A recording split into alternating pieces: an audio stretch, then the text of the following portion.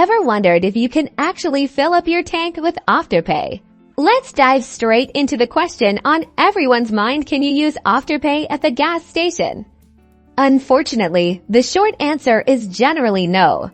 This is because most gas stations, especially the automated pumps, are not set up to process Afterpay payments. Afterpay is typically designed for online shopping or for use at brick-and-mortar retailers with specific integrations. So, what are your options when you need to refuel?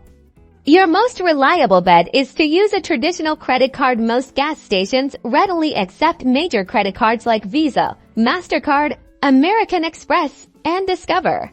Alternatively, you can almost always use your debit card. Just make sure you have sufficient funds in your linked bank account. This works just like an ATM withdrawal for your fuel purchase. And don't forget about fuel rewards programs. Many gas station chains offer loyalty programs that can give you discounts on fuel or even allow you to earn points you can redeem for gas. These programs are a fantastic way to save money and are usually tied directly to your payment method or a membership card.